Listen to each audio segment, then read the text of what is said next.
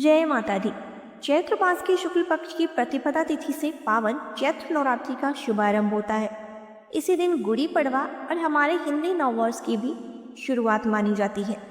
आइए जानते हैं वर्ष 2026 में चैत्र नवरात्रि कब से प्रारंभ होंगी, कब समाप्त होंगी, अष्टमी और नवमी तिथि कब रहेंगी और क्या रहेगी सरल पूजा विधि।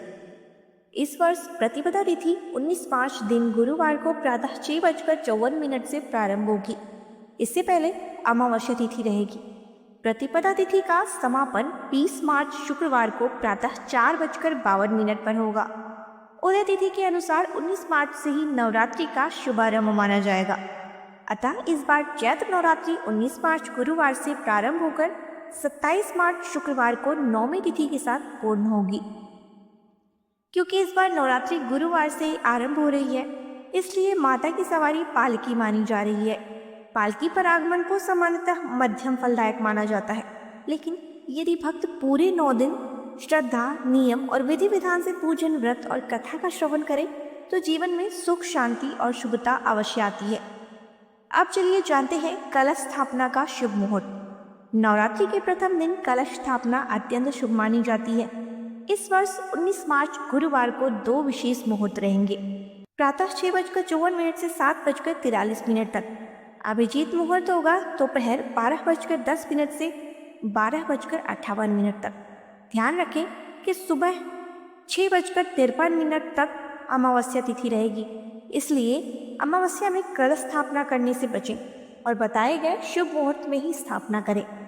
प्रथम दिन मां भगवती के प्रथम स्वरूप शैलपुत्री की पूजा की जाएगी। अब जानते हैं गुरुवार और महिलाओं के लिए विशेष नियम। सामान्य मान्यता के अनुसार गुरुवार को महिलाओं को सिर से स्नान नहीं करना चाहिए, लेकिन यदि किसी कारणवश जैसे मासिक धर्म के कारण पहले शुद्ध स्नान संभव न हो पाया हो और अब आप व्रत रखना चाहती हो, तो गुरुवार को प्रातः सादे जल से सिर से स्नान किया जा सकता है। यदि संभव हो तो किसी पवित्र नदी में स्नान या स्नान जल में गंगा जल मिलाकर स्नान करना और भी शुभ रहेगा। अब जानते हैं अष्टमी और नवमी तिथि। इस बार अष्टमी और नवमी तिथि को लेकर थोड़ा भ्रम रह सकता है, क्योंकि दोनों तिथियां 2 दिनों में पड़ रही हैं। 26 मार्च गुरुवार को अष्टमी तिथि प्रातः 11:49 तक रहेगी। इसके बाद नवमी आरंभ होगी।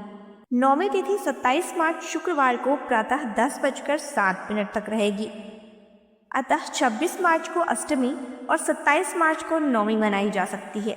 कुछ स्थानों पर क्षेत्रीय पंचांग के अनुसार दोनों पूजन एक ही दिन भी किए जा सकते हैं।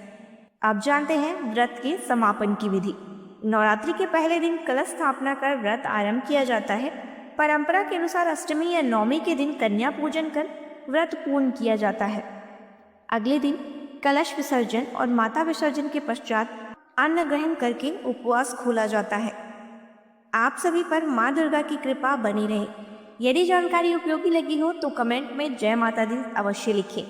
हरे कृष्ण।